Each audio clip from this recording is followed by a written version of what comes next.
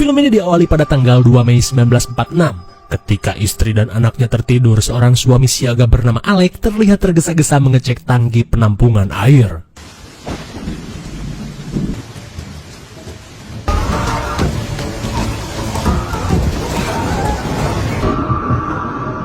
Oh my God! Sebenarnya apa yang terjadi pada Alec? Apakah ditarik jurig air? Tenang, karena film pun baru dimulai. Singkat cerita, 32 tahun kemudian, Sin beralih ke sebuah pet shop milik Jules yang berada di California.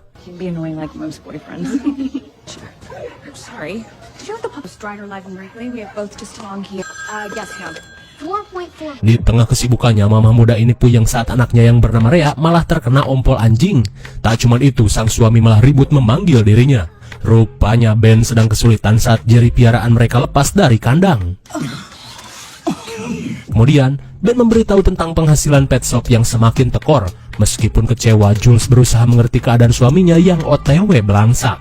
Sesaat kemudian, Jules langsung beranjak saat mendengar putrinya memanggil.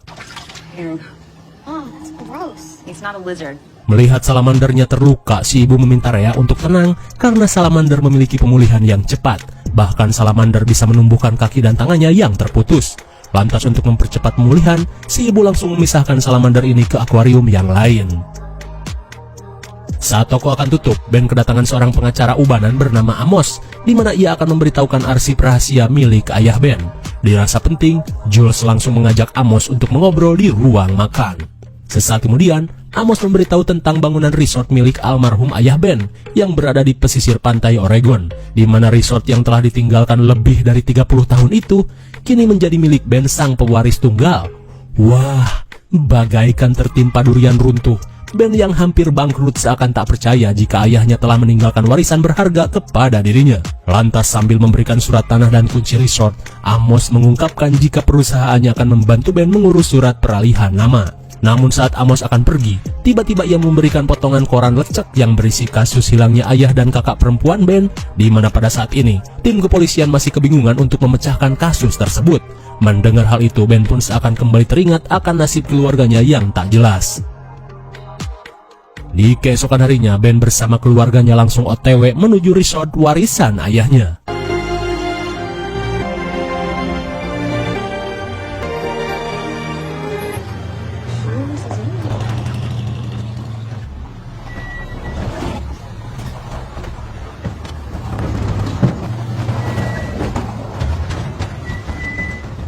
Singkat waktu, udah majalahnya hancur. Perjalanan pun terhenti oleh pohon yang tumbang. Saat Ben mengeceknya, ia yang merasa akan segera sampai mengajak keluarganya untuk berjalan ceker menyusuri jalan setapak.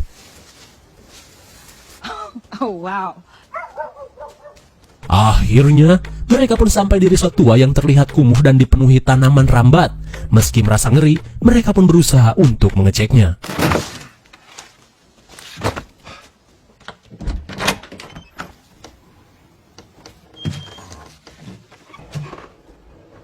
Namun anehnya, situasi di dalam masih terlihat bagus. Lantas mereka langsung mengecek kondisi rumah ini.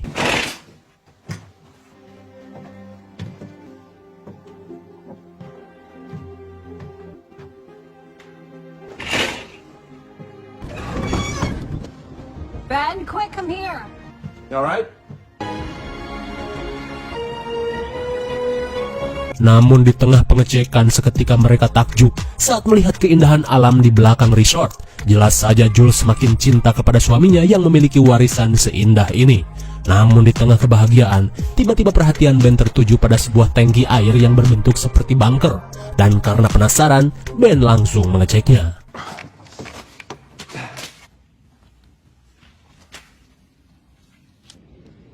Ben?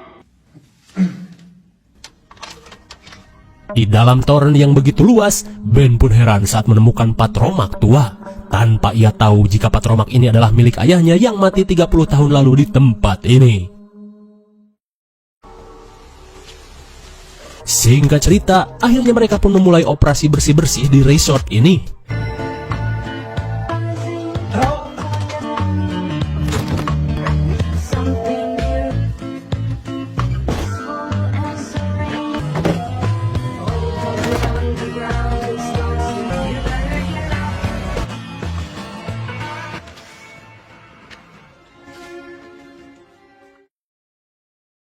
Di malam harinya, dari operasi bersih-bersih yang mereka lakukan, Ben dan Jules menemukan beberapa bukti kejanggalan di tempat tersebut. Tak cuma itu, Jules pun menemukan surat kasus hilangnya ayah dan kakak perempuan Ben yang sangat misterius.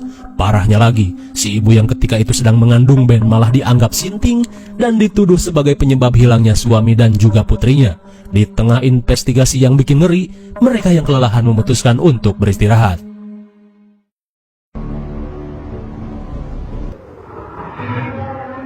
Saat malam semakin larut, Jules yang masih penasaran mulai membaca buku harian milik mendiang ibu Ben.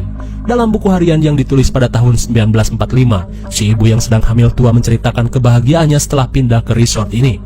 Hingga ketika suaminya melakukan pengeboran sumur, mereka pun menemukan mata air yang sangat jernih melebihi galon isi ulang.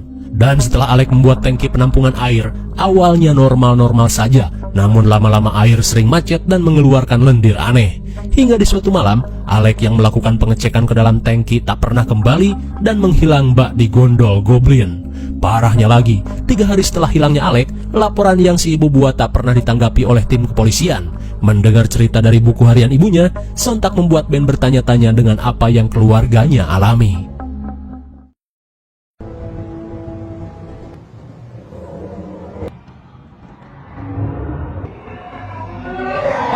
Di tengah malam, Rhea pun terbangun saat mendengar suara geraman dan suara decit aneh di kolong kasur.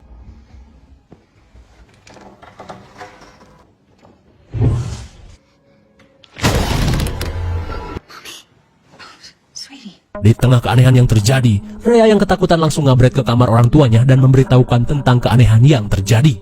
Lantas si ibu yang bersetelan daster gabrut langsung mengecek keadaan.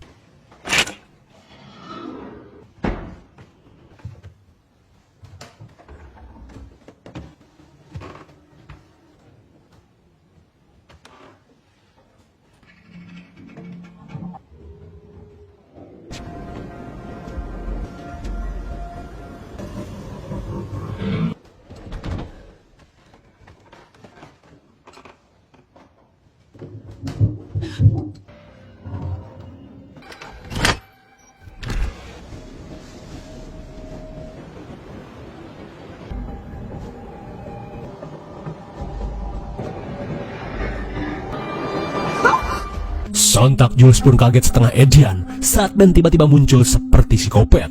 Di tengah ketakutan, Jules yang tak menemukan apapun mengajak Ben untuk kembali masuk. Kira-kira misteri apa yang tersimpan di resort ini? Di keesokan harinya, Ben yang sibuk mengecek pompa air dihampiri Jules yang berkata jika ia merasa tidak nyaman lama-lama berada di tempat ini. Namun Ben berusaha meyakinkan istrinya jika kondisi tempat ini sudah stabil, ia akan menjualnya dan mendapat uang yang banyak. Setelah membetulkan mesin pompa, Ben berniat mengecek saluran air ke dalam tangki penampungan. It looks like it goes a long way back under the cottage. There's a pipe.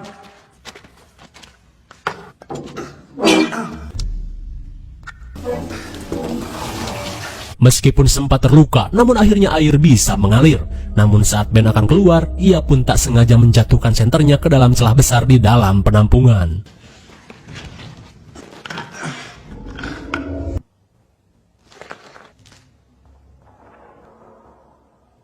Sontak Ben pun heran saat menemukan celah yang dalam seperti goa terhubung dengan penampungan air di tempat ini. Takut muncul sesuatu, Ben pun memutuskan untuk segera keluar.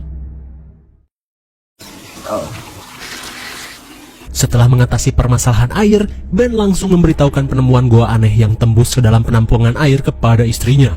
Tak cuma itu, Ben pun menunjukkan bangkai aneh yang ia temukan. Look how slimy it is. Like, look. Holy shit. It's solid. Setelah melakukan pemeriksaan singkat, Jules pun merasa jika bangkai tersebut merupakan amfibi jenis salamander. Namun ia belum pernah melihat salamander dengan jenis yang seperti ini. Di tengah rasa penasaran, Jules menyuruh Ben untuk menyimpan dulu bangkai tersebut karena siapa tahu saja penemuan ini bisa membuat mereka terkenal.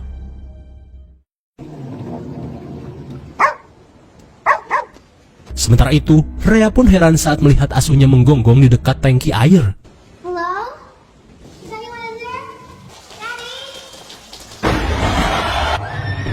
Apaan tuh? Sontak Rhea pun histeris saat melihat makhluk aneh yang terlihat seperti lele Dumbo. Saat Jules dan Ben menghampiri putrinya, Rhea pun berkata jika ia melihat makhluk yang seperti lele dan memiliki suara yang sama seperti yang ia dengar tadi malam. Di tengah syok yang Rhea alami, tiba-tiba mereka kedatangan seorang wanita yang mengaku sebagai calo rumah bernama Mary. Menyadari wanita ini adalah suruhan Amos, Jules meminta anaknya untuk tenang dan kembali bermain dengan si asuh. Your mother's lawyer was adamant she'd never sell. Gorgeous beach. Well, not just beach. Most of those hills in the distance as well. Sesaat kemudian, Mary pun berkata jika warisan yang Ben terima dari ayahnya mencakup hutan dan teluk pantai di tempat tersebut. Bahkan bukit kecil yang ada di pinggiran pantai masuk ke dalam sertifikat kepemilikan ayah Ben. Bagaikan ketiban durian sekebun, jelas saja Ben dan Jules terperangah dengan luasnya warisan yang si ayah tinggalkan. Namun Mary menambahkan, jika di balik keindahan tempat ini, suku lokal bernama suku Rombehen menyebut wilayah ini sebagai tanah terkutuk. Terlebih menurut mitos suku tersebut, goa bawah tanah yang ada di area tersebut ditempati oleh sosok makhluk terkutuk. Akan tetapi, Mary yang open-minded menganggap jika hal tersebut hanya cara suku Rombehen untuk menjaga kelestarian alam, agar para pengembang mikir 3 kali untuk membangun tempat wisata. Lantas setelah menceritakan legenda tersebut, Mary pun langsung memberikan kertas berisi harga penawaran Mang Ojon untuk membeli tempat ini. Wah! Melihat seri nol yang berjejer bak antrian bansos, sontak membuat Ben dan Jules kaget. Namun Mary berkata jika nominal itu hanyalah harga pembuka dari Mang Ojon. Mendengar kesultanan Mang Ojon, Jules pun meminta Ben untuk berunding, siapa tahu bisa lebih mahal. Saat hari menjelang maghrib, Mary pun berjalan ceker menembus ruyuk menuju mobilnya untuk pulang.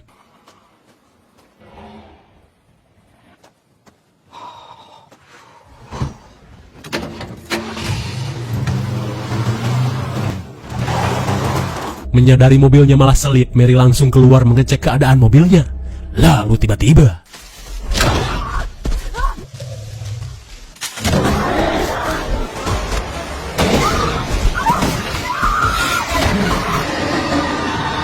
malang sekali Mary si maklar kepercayaan Ojon's Property harus tewas digondol makhluk misterius. Di malam harinya, Jules yang mendengar suara gedebruk langsung membangunkan Ben. Lantas sambil membawa senter cap tiger, Jules pun mengecek situasi di lantai dasar.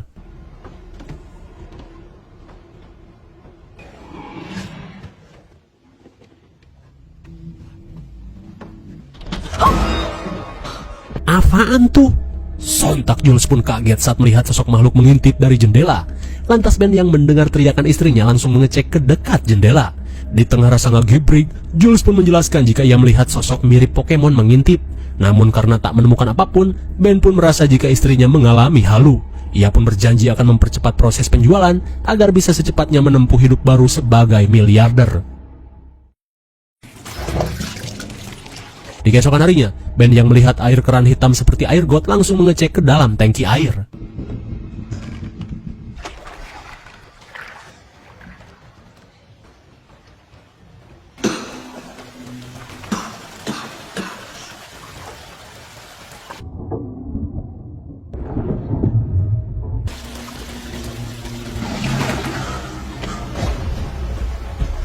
Sontak Ben pun kaget saat menemukan bangkai rakun yang terkoyak di dekat pancuran. Melihat hal itu, Ben bergegas keluar membawa bangkai tersebut. Setelah keluar tangki, Ben pun menunjukkan bangkai rakun yang ia temukan. Tak cuma itu, ia pun memberikan gulungan kain aneh yang menyumbat saluran air. Melihat kalung malaikat dalam gulungan, Jules yang merasa kalung tersebut milik mendiang kakak Ben bergegas mengambil foto guna memastikannya. Tanpa diduga, firasat yang Jules rasakan terbukti benar. Lantas setelah menemukan titik terang dari kasus hilangnya Rosie, Jules langsung meminta Ben melaporkan temuan tersebut pada tim kepolisian.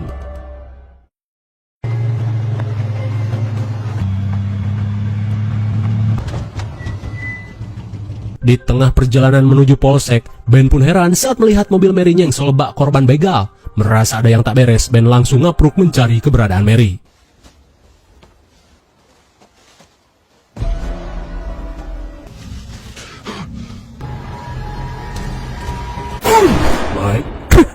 Sontak Ben pun syok parah saat melihat mayat Mary yang terkoyak.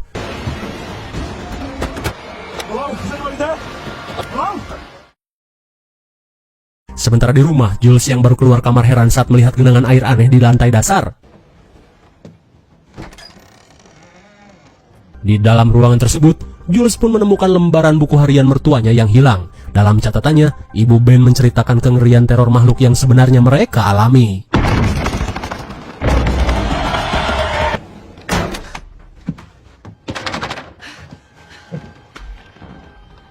Aduh, Jules yang melihat si makhluk berusaha mencari jalan untuk menolong anaknya.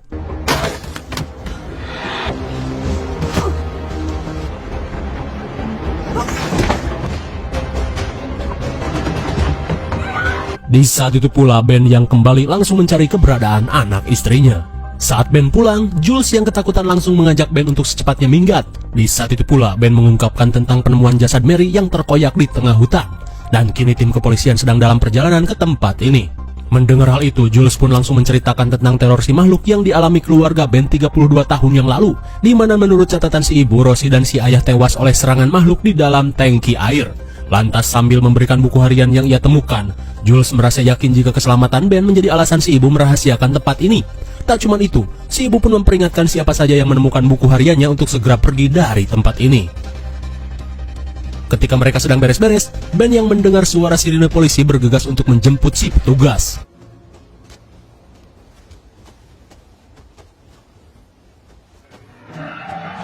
Sementara di sisi lain, Brigadir Saprol baru saja sampai di TKP. Akan tetapi si makhluk yang berada di Ruyuk mulai terpancing oleh kedatangan si Saprol.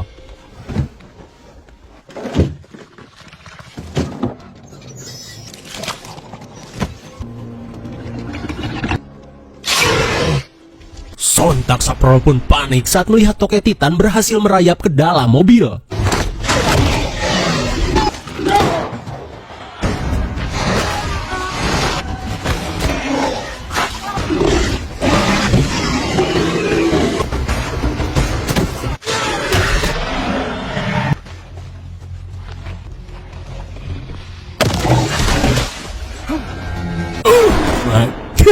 Melihat si Saprol dimangsa tokek Titan, Ben yang ketakutan langsung ngabret menuju anak istrinya.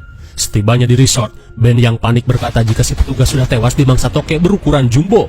Ben pun yakin jika makhluk ini merupakan induk dari bangkai aneh yang ia temukan tempo hari.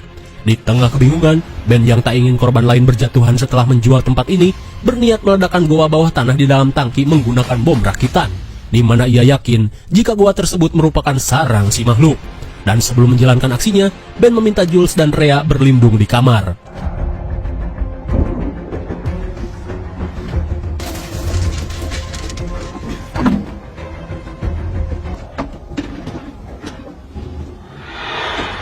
Setelah persiapan selesai sambil membawa seember bahan peledak, Ben bergegas menjalankan aksinya.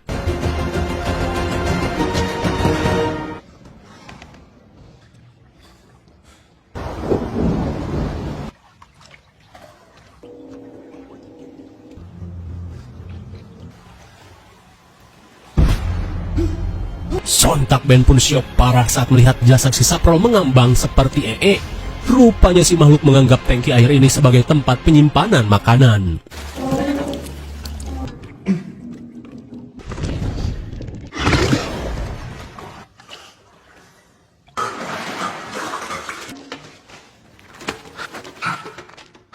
Untung saja Ben sempat keluar dari air.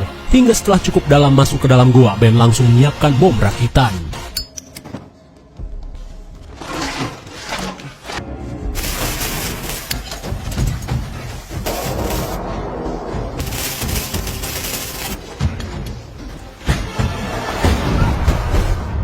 Meskipun harus mubui, namun Ben berhasil meledakkan goa tempat makhluk-makhluk itu keluar. Tapi tiba-tiba,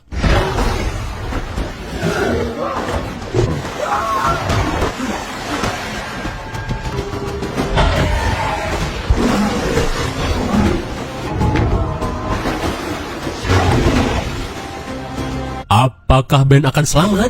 Sementara di sisi lain, Jules dan Rhea pun panik saat si makhluk berusaha mendobrak pintu kamar.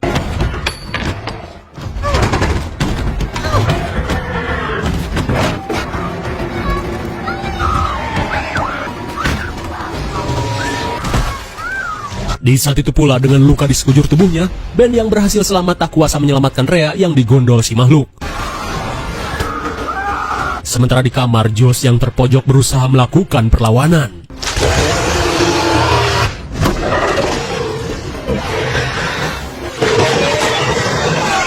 Tanpa diduga, cahaya patromak berhasil membuat si makhluk ketakutan. Melihat Ben terluka parah, Jules yang panik langsung menyeret Ben ke dalam resort. Kemudian, Jules yang khawatir pada keadaan Rhea langsung menyiapkan obor rakitan dan sarung tangan yang disirami asam sitrat.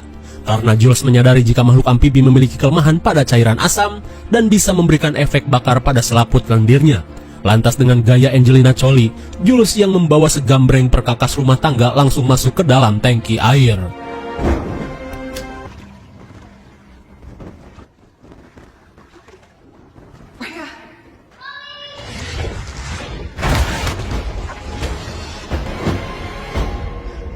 Melihat si makhluk terpancing, Jules langsung menancapkan obor yang ia bawa dan menumpahkan cairan sitrun untuk mengusir makhluk-makhluk ini.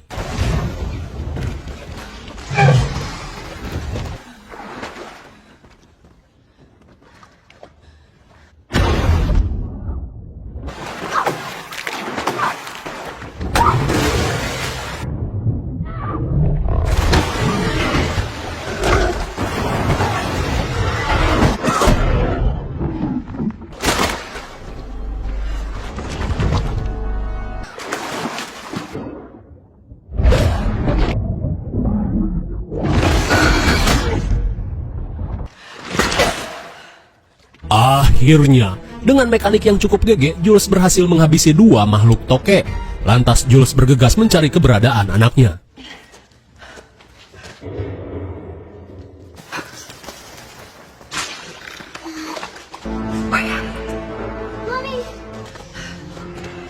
Akhirnya, Jules menemukan Rhea yang sedang ngumpet di pojokan dan langsung mengajaknya pergi. Akan tetapi Jules yang merasa kawanan makhluk akan mengejar, meminta Rhea untuk pergi lebih dulu.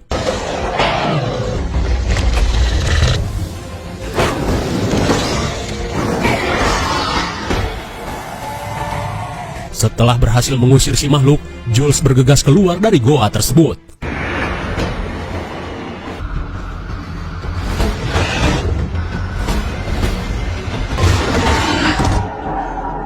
Tepat pada waktunya, Jules berhasil menutup tangki air. Lantas ia langsung membawa Rhea menuju mobil. Setelah memastikan anaknya aman, Jules pun pamit untuk menjemput Ben. Ia pun menyuruh Rhea untuk sembunyi di dalam mobil sampai ia kembali. Sekembalinya ke resort, Jules yang akan membopong Ben tiba-tiba melihat si makhluk keluar dari tangki air. Sementara itu, Rhea yang menunggu di mobil ngegibrit parah saat melihat si makhluk merayap mendekati mobil.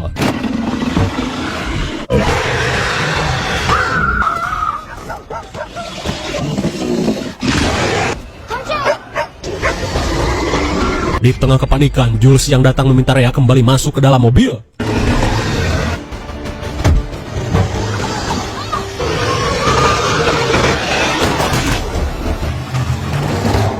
Setelah menembak congor si makhluk, Jules langsung tancap gas meninggalkan tempat tersebut.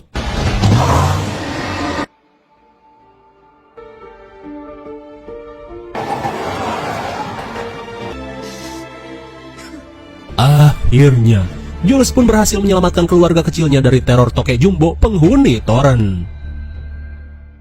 Singkat cerita, 15 tahun kemudian, Mang Ojon akhirnya sepakat untuk membeli resort dan hektaran tanah warisan Ben dan menugaskan beberapa kontraktor untuk menggarap lahan tersebut. Apakah teror si makhluk akan berlanjut? Ya ndak tahu, karena film pun sudah berakhir. Bagaimana? Mengerikan sekali bukan? Penggalian dan pembuatan tangki penampungan air yang ayah Ben lakukan membuat kawanan makhluk amfibi yang tinggal di bawah tanah akhirnya memiliki akses untuk keluar. Hingga di tengah kengerian teror si makhluk, si ibu yang sedang mengandung Ben rela meninggalkan resort mewahnya setelah Alec dan putrinya menjadi korban. Hingga 30 tahun setelah insiden tersebut, Ben dan keluarga kecilnya yang mewarisi resort kembali mengalami teror dari toke jumbo penghuni toren.